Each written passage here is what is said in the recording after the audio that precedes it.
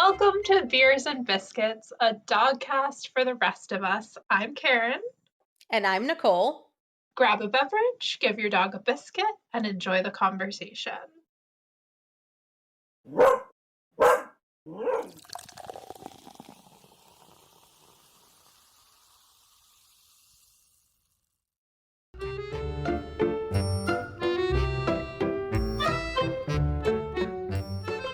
So, Nicole, what beverage are you enjoying tonight? I'm going super classy with wine in a mason jar.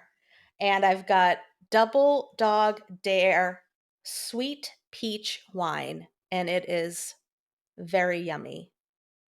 So, Karen, what do you have for our biscuit? So, tonight's biscuit is not so much just one biscuit, but it is a treat company, a small business that I want to highlight, and that is Tony's Bake Shop. And if we're going to get real specific with the treat, we'll go with the cheddar cheese. That's the fan favorite in this house.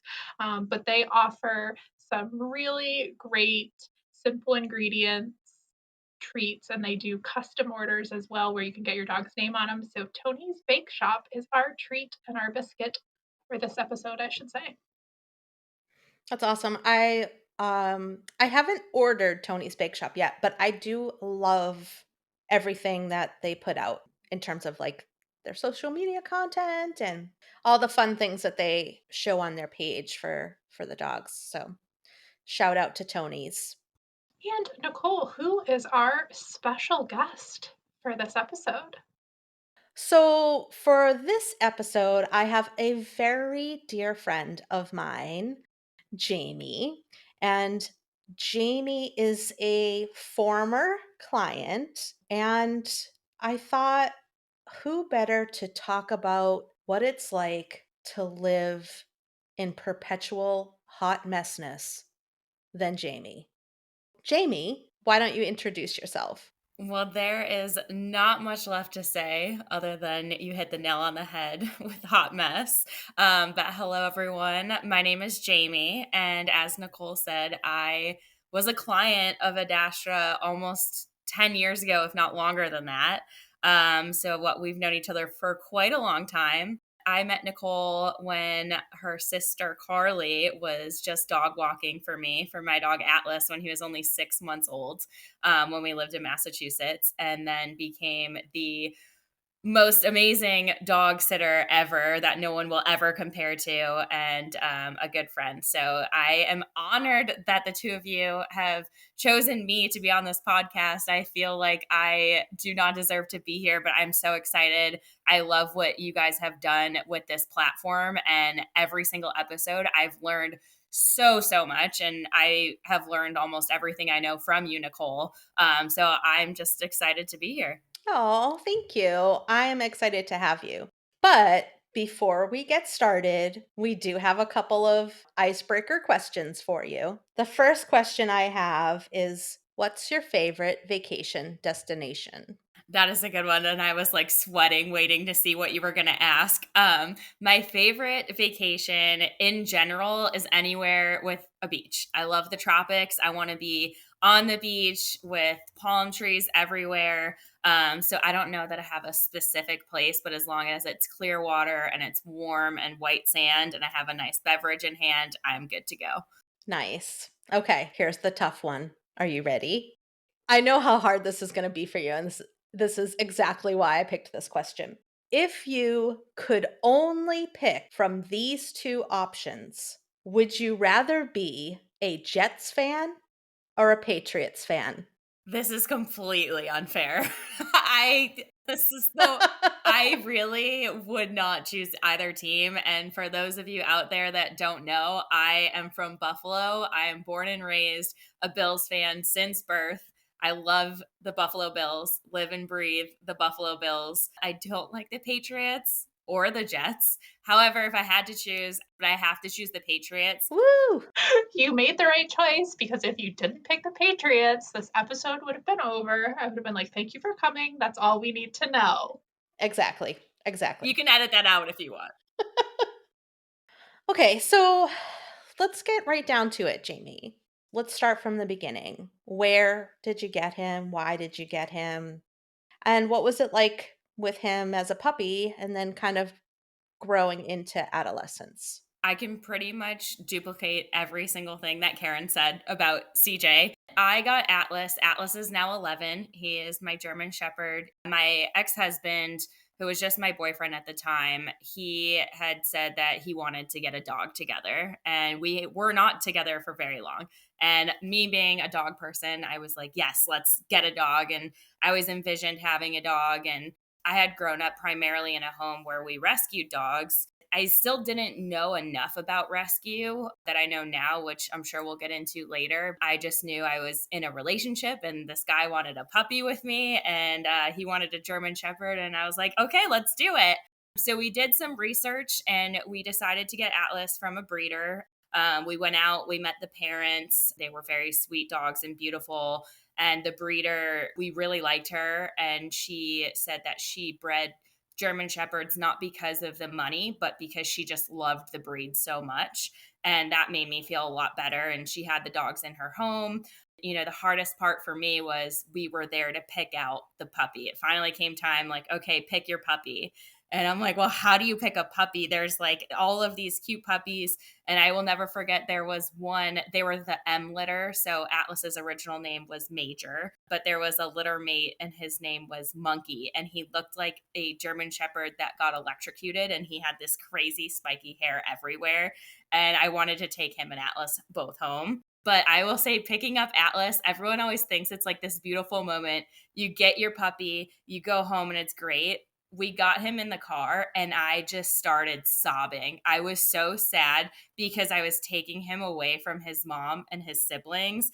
And I will never forget, I had him in my arms in the car. It was pitch black. We were driving home at night and I was just bawling my eyes out. And I'm like, we need to take him back. I feel so bad taking him away from his mom. It was like the most traumatic experience. You said some really powerful things, at least in my opinion, that I think so many people can relate to. You cried bringing him home. We're all expected to have like this magical meeting of our dog for the first time, and everything's supposed to be wonderful and right. Neither of us had ever had our own puppies. We always grew up with family dogs. So we got Atlas home. We had a crate set up, we had toys, and this poor puppy just wouldn't stop crying. And I didn't know what to do. I felt like I was at a loss. Nobody told us how to raise a puppy.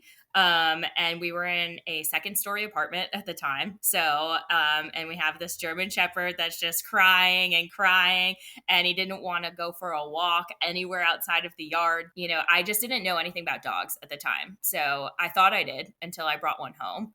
I'm sure that's where, you know, some of the issues may have started because we didn't expose him to much. I thought he was too young. We just didn't have the right tools. We didn't have the right resources. And we were using Google. We were in South Shore, and that's how I met Carly, who came to walk for us. And she was kind of like, hey, I think maybe you should take your dog to get some training. And we're like, that's a great idea.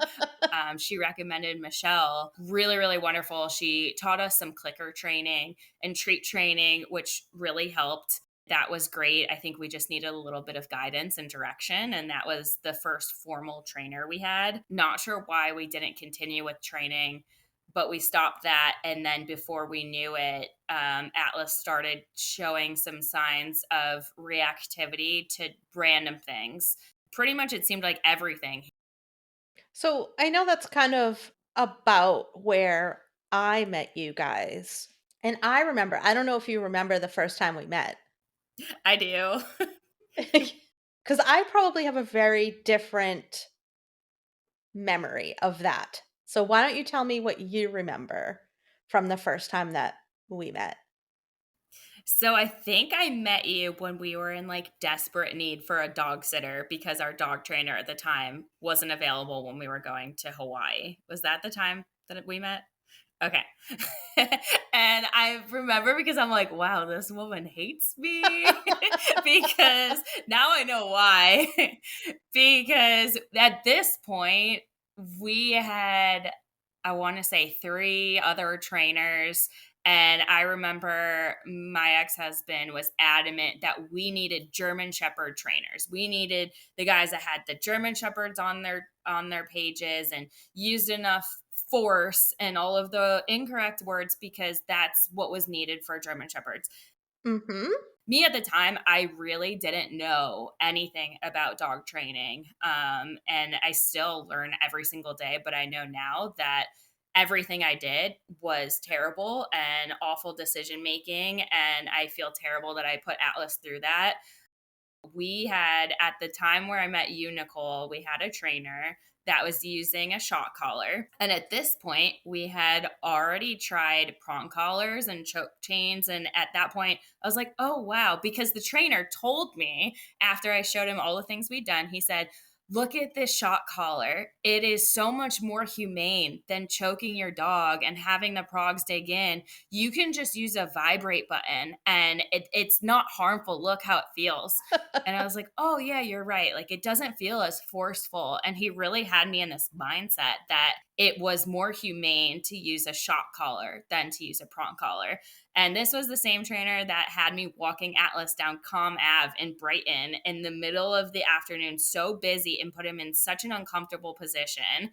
He was so great because guess what? Atlas was suppressing all of his issues because he was terrified. Turns out that same trainer offered in-home pet sitting. So we're like, oh, great. You're doing so great with Atlas and you know him and we can trust you. Please watch our dog for 10 days while we go to Hawaii. And then something came up and he couldn't watch him. We needed a second dog sitter. And I don't even think I met you until we got back from Hawaii. I think you just picked him up and then you called me and you were like, I have some concerns.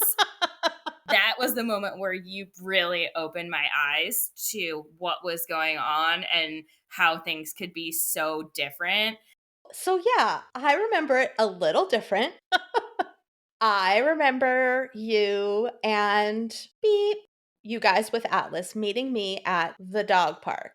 You guys met me at the dog park to do like a quick little make sure Atlas was okay with me because he was kind of iffy with people. You had the shock collar on, and I told beep to take it off, that it wasn't necessary. Are you remembering now? I remember that he has some things to say as well on this subject. He said, yes, Nicole, you are completely correct in all of that. But that was the most perfect time barking I think we've had. So that is like I she has to keep that. She has to. But yes, I remember that. And I remember you saying, I think you can take that off. And I remember, now that you say that, I was so embarrassed to have a shock collar on my dog that I didn't want anyone to see it. And I remember being like, we should probably take that off before we meet her, especially knowing, Carly introduced us to Michelle, who was very positive reinforcement. I introduced him to Zed and Charlie. He stayed with us in my then one bedroom apartment in a very busy neighborhood. And we had a really great time. Now, that's not to say that there weren't any issues and that he didn't have any issues while he was with us, but I think he was probably a lot more comfortable with being able to have the freedom to express the things that he needed to express. So yes, I do remember that. And I remember I'm like, how does she fit all these dogs in her one bedroom apartment? And I think Atlas ran like right into your bathroom in the shower when he got there. That's one of my favorite pictures, actually. Hold on one second. That's Peter squeaking. Hold on. Yeah, so I was saying that that's one of my favorite pictures of the three of them who became really close friends, just kind of strengthened that love that I have for Atlas. He was just, or I say was, but he is such a good dog. And I think that's really why I wanted to have you on to talk about things, is because a lot of times we get so lost in looking at the deficiencies that we don't see the dog for who they are, and we don't see all of the positives, and we don't often celebrate those because we are so mired in these things that we're told are supposed to be significant issues. And don't get me wrong, I'm not saying that reactivity or selectiveness or fear or frustration, anxiety or stress are not big issues. They are, but they do not diminish the dog in any way. And so that's kind of why I wanted to talk to you today and get more of your feelings about that and what it's like to have a dog like Atlas.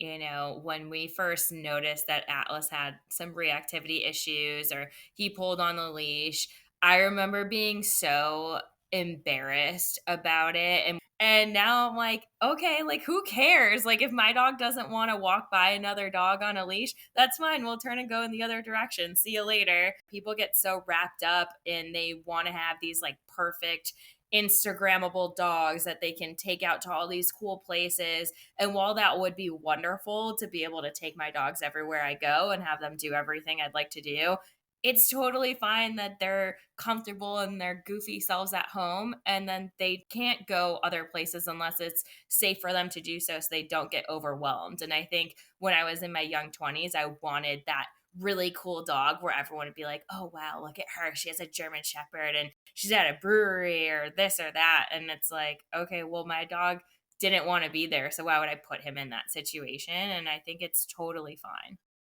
Nicole, where did you find this dream client and how do we find more of them? The whole premise of animal guardianship or animal stewardship is just so bogged down with all of these preconceived notions that it should be some sort of idyllic, never problematic existence. And that's just not normal. And not having that doesn't mean that you're any less of a guardian or that your animal is any less worthy of living a full life. And so I think sometimes it does start right from puppyhood, right? Even what you said, Jamie, about, not necessarily having like as good of understanding of rescuing versus a breeder at that time, even that has so much baggage attached to it, right? Saying, oh, I rescued my German Shepherd puppy just doesn't have the same panache as I got my German Shepherd from so and so von so and so. It starts then, right? I mean, it starts from the second we even think about bringing an animal into our lives. We are so hammered with everyone else's expectations. I couldn't agree more. And it's so funny you say that because Atlas's AKC registered name is Major Atlas von Dukhausen, which doesn't matter. All that matters is that Atlas is a wonderful dog and I love him. And whether he came from German working lines or show lines, he's still a great dog. And as is every other dog, it doesn't matter that he has a last name von Dukhausen. Dang, you're good. I have CJ's paperwork somewhere with all of that, but I could not tell you what his Vaughn is. So that was impressive. Let's talk a little bit about some of the things maybe that you did or you worked on or didn't even work on and were okay with as he kind of matured into more of like an adolescence, getting into adulthood. Yeah, for sure. So we moved around quite a bit and we had started putting Atlas in doggy daycare, which I'll never forget, like the stress of doggy daycare, knowing what I know now. And I remember like taking him to different doggy daycares to try them out. And in Massachusetts, it's a busy place. There's a lot of really tiny places inside that he didn't do well. I remember like taking him like, please like be okay and get along with all the other dogs there and be so nervous we were going to pick him up and they would say he's never allowed back. So we started doing doggy daycare for some socialization. We ended up moving to Maine and we found an incredible doggy daycare. They were so great. They would do one-on-one play, get him warmed up with a couple dogs, and he would just thrive. And I remember you saying this to me, Nicole, because you're like, you need to relax. Like he's fine. Take a breath. Yeah. And I mean, that's just me. Like, I just want everything to always go perfect at all times. But yeah, I always get nervous. He's a big dog and he is a German Shepherd, and I never want anything bad to happen. And I don't want to set him up for failure ever. But so we ended up kind of getting away from trainers and going more towards socialization with doggy daycares. And he would go there quite a bit, have a blast. And it got to the point a few years later that we're like, okay, like we want to bring another dog into the home. We're not going to have kids. Let's just have dogs. Let's rescue dogs. We'll save dogs. We'll do everything. And so the doggy daycare that we went to in Maine, they also had a rescue that was pretty much associated with the doggy daycare. And we told them, like, hey, we're looking into getting another dog. Like, if you ever get like a German Shepherd, like, we'd love to get Atlas a sibling. Just kind of started my whole spiral into rescue, which I'm forever grateful for everything that I've learned. And Nicole, I roped you in so many times with just different training things and questions. And I can't even tell you how many crazy stories I have from there. But turns out Atlas did not like to share his home with others. We tried a few fosters and crate and rotate, and you could just tell in this, I started to pick up more on body language and understanding more about, when you're doing tandem walks and his ears are back and his tail's between the legs, like he's probably not very comfortable. So why are we going to push him to go further? But I was like dead set on this dog. She was like my soul dog. I wanted her so bad, but Atlas just didn't love her like I did. So we tried crate and rotate with them, and he just wasn't having it. So we realized, like, okay, he's probably just gonna be like an only dog home. He can go to daycare and he's fine. His reactivity got less and less. We could walk him. I think we also started to gain more knowledge and more comfortability in ourselves, where we'd walk him, or I would walk him. I'd see another dog, turn around, go the other way. Always have treats, a toy, something. So I started like equipping myself with more tools to help Atlas, but he just kind of seemed to outgrow a lot of, I would say, more of like the just being afraid or the timidness of all of these new things. We've been through our ups and downs, and he has finally welcomed a housemate. He has Hank. Now they're like inseparable, but he's selective on dogs. And I think if you do things the right way and just trust in him to give you the cues on, like, hey, mom, this is cool or this is not. And I think it took a lot of learning on my part. The two of us over all these years together have kind of learned to trust in each other and trust the process, and help each other out along the way, and then learn pretty much everything from you, Nicole, and ask you every question under the sun. So So I wanna go back a bit and touch on a couple of things that you said. The first thing I wanna touch on is that you feel like he kind of grew out of some of those behaviors. And so I want to challenge you, that we always do this. I wanna challenge you to think about, why do you think that is? Do you think that he grew out of the behaviors, or do you think that you two maybe realized how to communicate better? this is a good question. And it's funny because when I listen to your podcast and I can like hear myself thinking something, but then you say something like that, and I'm like, now that you say that, that might not have been the right choice of words, because how could he outgrow that? No, I think it's just, and it wasn't on Atlas. I really put a lot of it on me as his guardian, and it's on me to learn and to understand how to effectively communicate and work with him. And I think once I had, and I think it's confidence, because you have to have the confidence to know what you're doing for your dog is the right thing.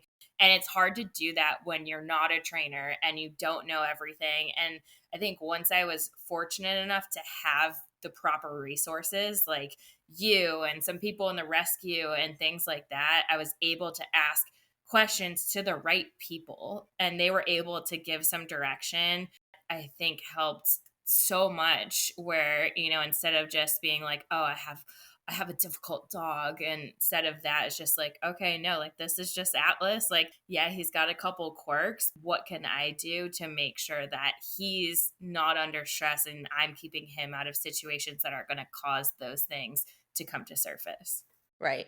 Exactly. That's kind of where I was trying to get you to. Right. So you over time were more aware of the things that he needed, the things that were his strengths, and the things that maybe were his weaknesses. And so you learning in what situations he thrived and in which ones he didn't, that is you too learning to communicate with each other because he's telling you things. And it's like you said, it's on us to make sure that we're listening. What you feel is like him growing out of behaviors is more of you two growing into communication.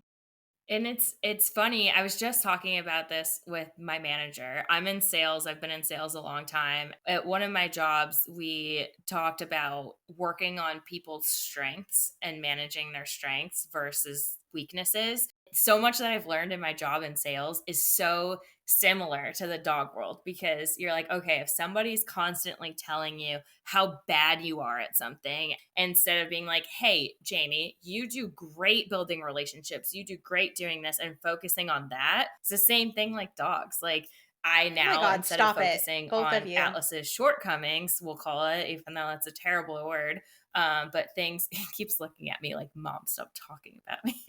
On some of those issues, I could have been focusing on like, here's the things Atlas is great at. I wouldn't be saying any of this if it wasn't for Nicole. Truly, completely changed my mindset on so many things just from that look of like, just, I can just picture your face when you saw Atlas with like the shot collar on, like, okay, maybe this isn't. And I feel like I knew the whole time. Like, I feel like in my heart of hearts and in my gut, like I knew just something wasn't right because I remember just not liking it. And I grew up in a house where my mom would have like the electric fence and all of that. And like I wasn't a big fan of that. And I just knew something didn't seem right. My ex was always like, oh, well, it's a safety thing. So a recall and this and that. We need to work on off leash skills. And I just knew. But I will say, like, Nicole really opened my eyes and challenged me on so many things. I'm very grateful for all that I've learned from you and how much care that you've given. I mean, she's top tier. She is what we all want to be because she really is just what dog professionals should be because it is hard to find that match and it is also hard to find that person that's going to push you to be better. And that's what people should be looking for in a dog professional. I mean, thank you. Thank you. Toot toot, that's my horn. I mean, I don't think of it like that, right? Like I want people to be true to themselves and really because I feel like there is just so much noise out there in everything we do. It just infiltrates and it gets to the point where it drowns out the things that make us us. And so that's my goal when I work with someone like Jamie, that I want you to get back to that place where you shine, where you shine, because then you can help your dog shine. Well, and I know she doesn't I know she wants us to move on from this, but I just also think it speaks very highly to her that giving all these kind words to her and she's accepting them, but she's also turning it back around and I think that just again leads to the kind of selfless human that she is. And at the end of the day, that again, like I said, that's what you want in your dog professional. Not that we all have to be these saintly people because I will push you out of the way for the last chocolate frosted donut. But it is this idea that we're in it for the animals. I always joke with my clients that I'm not buying a yacht tomorrow with this job. We are in it for the animals. And I just think she is, like I said, top tier. So, Karen, the rescue I was a part of was Buddy Up, and we took last chance dogs. So, dogs that were medical issues, behavioral issues, both. All of the dogs that would typically be passed up at the shelter, that's what Buddy Up took in. We knew how much those dogs had to offer. It was just like such a wonderful experience. But Nicole, I give so much credit to you because you really opened up my mindset, and your perspective on training and positive reinforcement and everything really translated well with the whole board. So like you really changed the lives of so many dogs. You girls are making me pour another glass of wine, just so you know. I haven't even seen you drinking the whole time. I'm like, I have another beer sitting here, but should I drink it? They might judge me. No judgment. I'm like, I got my pumpkin. I got my But IPA over here.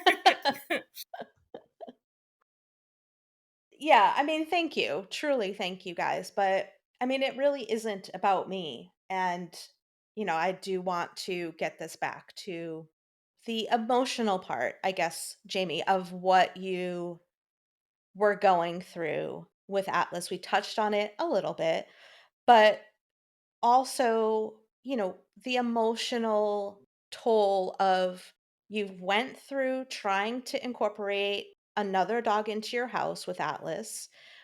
Then you kind of come to this realization that maybe he just is okay by himself. How do you then get to Hank? And then how does that feel? How does that feel different to you than those other dogs? Yeah, so there was a lot that happened. So we can really get into the emotions here. So we moved from Maine to Virginia. We moved for my ex-husband's job once again, and we knew we were going to be moving to Virginia at some point. So we moved, and in the midst of this move was when I was trying to place Osa, who I mentioned before. I love this dog so much.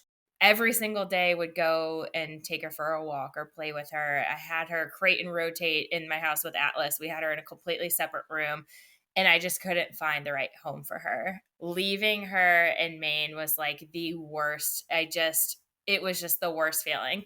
But I knew we couldn't take her because unfortunately Atlas was my priority, and I had to make a decision. And we had to move and leave her. And now, like I said, she's in the most amazing home ever. And I'm so grateful. I still keep in touch. We moved down to Virginia. Atlas, was good. It took some getting used to getting into a new place. We stopped sending him to doggy daycare. Didn't even look for a doggy daycare here. I was like, you know what? Now that I think about it, I don't actually think that Atlas enjoys doggy daycare. And I looked at a few different doggy daycares in the area, and they were really big play groups. They were indoors because it gets so hot in Virginia. You can't have outdoor play group. And I wasn't comfortable with that. And I knew Atlas wouldn't be comfortable with that. So I was like, all right, we're not sending him to doggy daycare. I did feel bad that he went from being around dogs and socializing to nothing. But again, like I think back to those times that I dropped him off at doggy daycare, and I don't know if that was necessarily the best move. So we lived in Virginia for a while, and I was still part of the rescue. So I'm like texting like all the girls that are on the board of Buddy Up, and I'm like, what do you guys think of like one more poll? Because at this point we decided we were going to shut down the rescue. No more dogs. Everyone, we had Chrissy living in California. I'm in Virginia. There's 2 people in Maine. We didn't have any volunteers. Like it was just like a mess that we're going to shut down. And I was like, are you guys okay if I pull one more dog? And I promise I will just foster him briefly and I'll find another rescue locally. I called the shelter. I'm like, hey, I'm going to place a hold on this dog. And like, what time do I have the hotel? They're like, okay, well, we were literally about to load him on the truck to be euthanized. We'll hold him for you until 5. So I'm like, in my mind, I'm like, okay, I'm going to pick this dog up. He's going to stay in my mudroom in a crate. And then I'm going to bring him to another rescue like in the next couple of days. And I was still married to my ex-husband at this point. Didn't even consider consulting him. Grabbing everything, and I'm like about to walk out the door. I was like, oh, shoot. I'm like, hey, are you cool if I like go pick up this dog right now? I'm like, sorry, I didn't ask you about it.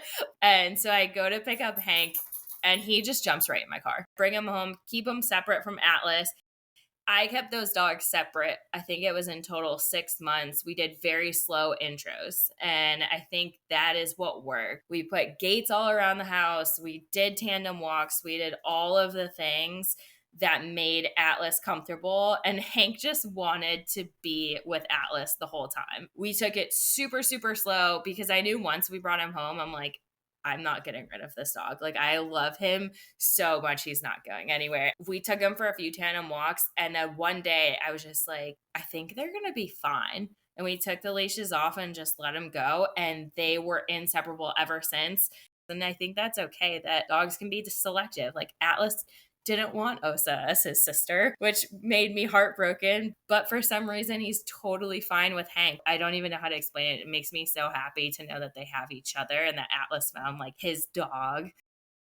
Well, I just have to say that I was getting emotional when you were talking about the process of integrating them because that's a process I'm right smack dab in the middle of. And I had made a post the other day on Instagram about it, just briefly touching on it, how people have these unrealistic expectations that dogs are just going to immediately get along or whatever. And I'm at 3 months, or I think it's 3 months. I don't know time anymore. At 3 months now of having gates all over the house and the crate and rotate, all of that. So I think it's really nice to hear that it took you 6 months. I'm sure it wasn't a nice feeling going through 6 months of it, but that it's encouraging to hear that, and I really hope that that will be encouraging for somebody listening as well. It is a process and it's well worth it. Thinking back to the days where I'd be like sitting on a bathroom floor with Hank just so he felt like he got some love and Atlas had the rest of the house and trying to figure that out, it sucks. I think another thing that you just were talking about is another thing that gets overlooked a lot is the split time between which dog am I going to sit with, and that compassion fatigue really gets to you because CJ, my shepherd, has free reign of the house. Rosie, the new dog that has come in, she's in her little side of the house. That wears on the human. It's like the hardest process to go through. But now, like I said, they're inseparable, but it doesn't work for everyone. We tried that with Osa and it didn't work. And granted, like we didn't really, no, I mean, we did. We did the tandem walks, we did the crate and rotate, but they just didn't click. But with Hank, it was just, you just kind of felt it was the right time. And I think a lot of the time you don't know what the right time is. Well, and I think too that you had a lot of growth in your knowledge throughout this whole process. And it's not that you just took, let's say, a dog that doesn't like dogs and was like, "Well, I'm going to make it work." Yeah, I agree. And I think it's just so sad to me when people don't take the time to learn or to understand. That also played a big part, right? That you were able to learn to see and understand and read those cues from him, and you didn't just blow them off. You weren't just like, well, he'll learn to get over it. And so I think that growth in you is so important too when we're trying to maybe make the best of a situation that we don't necessarily know the outcome of. We're not just going into it blind and we're not forcing things on them. And we are making sure that we're taking a step back and really looking at the communication that they're giving us throughout that whole thing. If you have the right resources, and that's why I'm so grateful you guys are doing this because people don't know what they don't know, but they don't know where to start. You guys are doing such an amazing thing by sharing all of this because I'm fortunate enough to know you, Nicole, and now know you, Karen, and like learn all of these things. But there's so much out there to like everything you guys have been preaching about that it's crazy. And I think too, like, I don't know how to say this. I don't know if I'm saying it correctly, but I think we just in general, I mean, society in general, we need to be more okay with like emotional vulnerability because these things do take an emotional toll. Karen, you mentioned compassion fatigue. And Jamie, I'm sure that there were times where you were like, I can't do this anymore. I just want to toss my hands up. Think we need to normalize that more for guardians, that those are valid and normal feelings, that you're dealing with another being that is capable of emotions and capable of feelings and thoughts. And so it's okay for us as their guardians to be emotionally invested in them. And sometimes that means that we experience some negative or hard emotions ourselves. And I think that really comes to pass when we have dogs that are deemed less than perfect. For you, Jamie, so now you're kind of thrust into this new situation. So you've done all of the legwork, all of the moves and shedding some baggage, we'll say. And now you're in this new situation, and this new situation dredges up different and more emotions. So where are you at with all of these new changes now with you and Hank and Atlas? Well, I will say, because I know this is probably something common. When I got divorced, it was discussed to share dog custody. And I know people that do this. I was not willing to share dog custody. I have my reasons primarily. Well, there was a couple two reasons. One, I was the primary caretaker for the dogs. Plus, I knew I was doing all the appropriate research on things and keeping up. The second thing is that they would be, well, the suggestion was 1 month on, 1 month off, and they would be staying in Washington, D.C. in an apartment. And I didn't deem that as a good fit for them. I mean, Atlas has moved around a lot. During the divorce, they were going with me to DC. I was so fortunate my cousins had an extra house for me. It just wasn't a good spot for them. For two dogs that like quietness, it was not a good place. So I was not willing to do that, and I was not willing to put my dogs in that situation. So we went through we went through a transition. My rental house had no fenced in backyard, but we got through it. And then I met my now fiance. He's from a foreign country. He's from South Africa, and he grew up with dogs living outside. And he loves dogs. He loves animals. He loves Atlas and Hank so much, but he grew up where the dogs had their outside home and they were kept separate. So for him, like it was different for both of us. They were just everywhere. Like they were my dogs. They got me through this hard time. They were always there no matter what. So it was just kind of this compromise.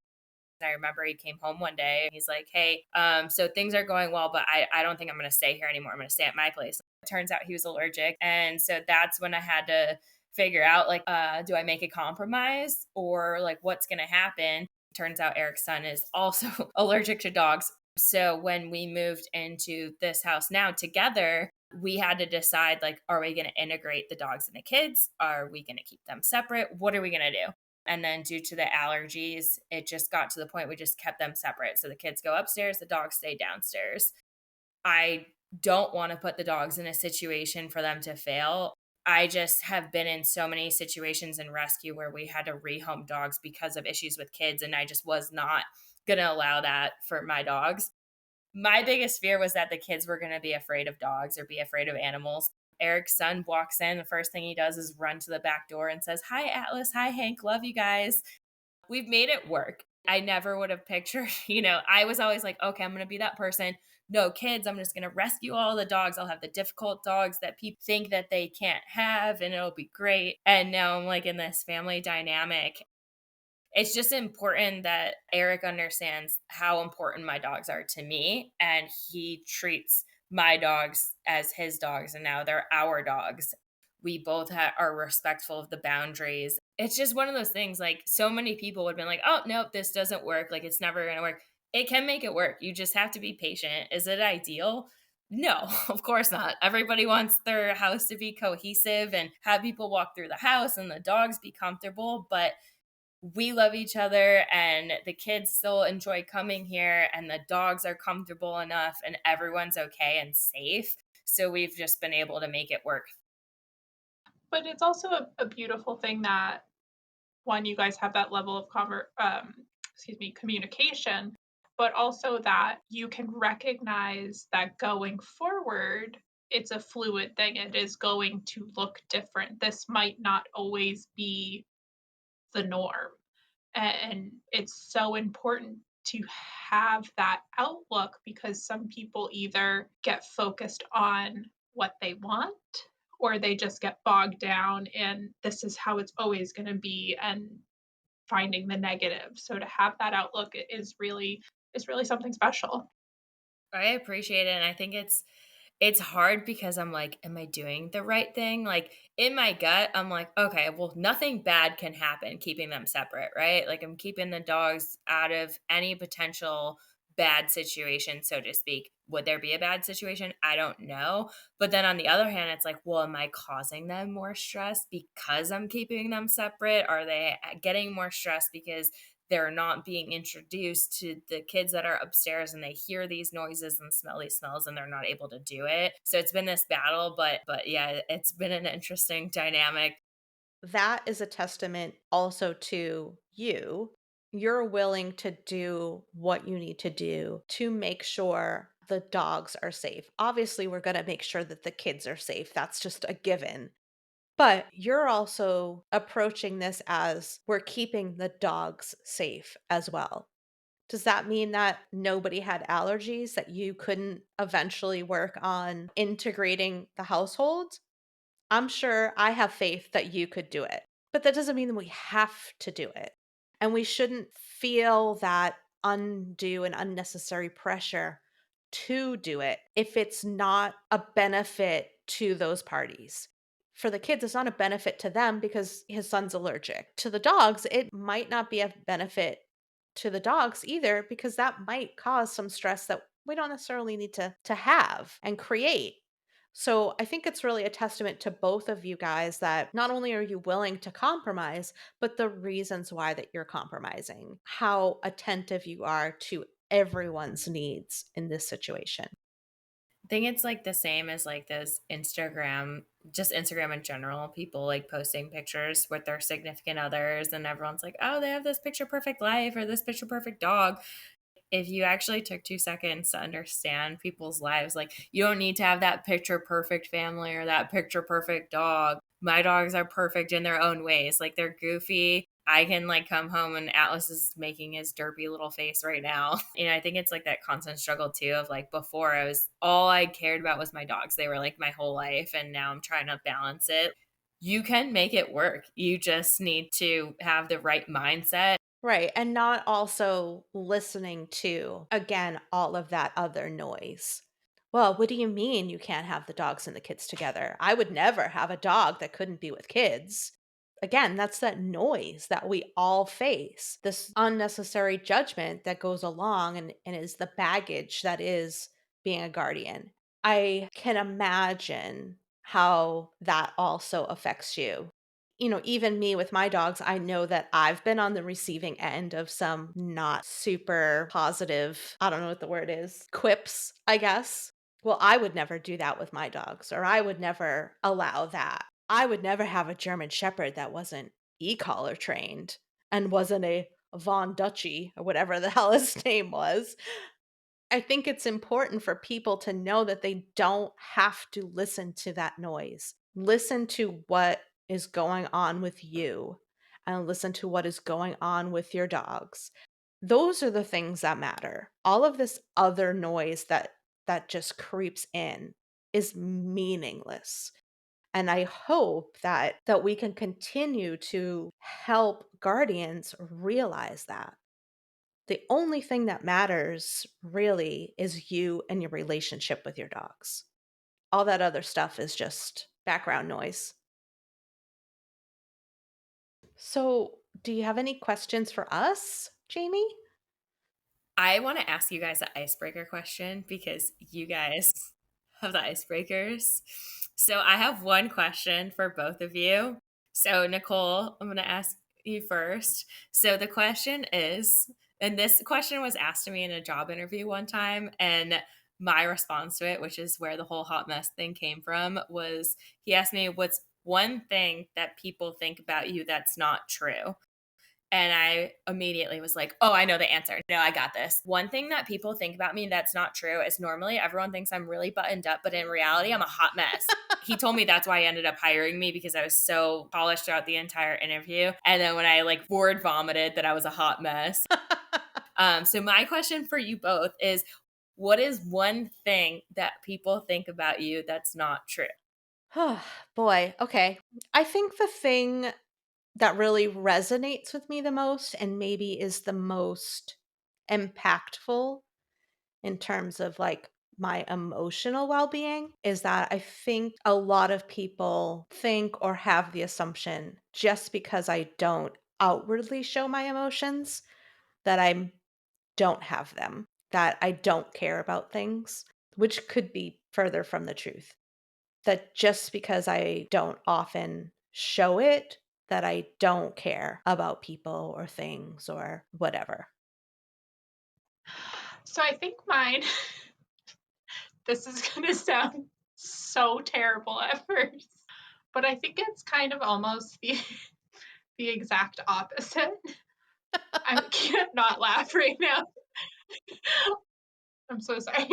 I think so many people would say I'm such a nice person, and I'm not. Okay, like I am a nice person.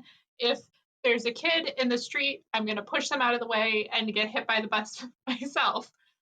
But then I'm definitely gonna laugh about things I shouldn't. I have like I'm just not as nice as people think I am. That sounds so terrible. And that's why you work with dogs. Oh yeah, because I used to work at a car dealership out in California. And when I first got there, they all thought I was just this nice girl from New Hampshire and I was quiet. There's this one time he was mad. I didn't put the phone call through to him. I was the receptionist. And I just lit him up one side and down the other. I was like, I did put it, you didn't answer it. It's in your voice. Like, and so I'm a very nice person So until so you really are that Karen then sometimes. That was the best face that you could have made. Incredible. Oh, I can't. I can't. okay, well, but was that like the worst answer to give ever that I'm not a nice person? No, I love it. I mean, I think it's an equal curse, right? To always be assumed that you're just this, like you are a normal person that has normal feelings and you're not always rainbows and butterflies and sunshine coming out of your ass all the time. And that's I mean, most of the time. But I mean, yeah, I mean, I think that's perfectly okay. Okay, I just was like, does that make me sound like a terrible person? I am one, but it just didn't make me sound. So let's wrap this up then. So, my last question for you, Jamie, then is where is this hot mess express headed? And where's the Hot Express going? No one knows. I'm not I'm not surprised. Hence the the Hot Mess Express. But yes, to reference your grief episode, I think, Atlas is 11. I want to make sure that he's really enjoying the it's really hard to say, but the last years of his life. But I'm excited to learn more from you guys as you continue this podcast, and I'm like so excited every week it comes out just to learn more and more, because you guys, like, I don't even think you realize you give these little small tidbits. I'm like, yes. Listening in my car, like, yes, exactly. I hope that you guys can use some of this because I tend to ramble. So I'm sorry. Nicole, you have to keep all of this. It's perfect. Awesome. Well, thank you, Jamie. This has been wonderful to kind of touch base with you again in semi person, being able to see and talk to you, and not just via text message. But yeah, thank you very much. Thank you guys so much. I feel so honored. Well, we hope that you all enjoyed the conversation, and please don't forget to give your dog a biscuit from us. And until next time.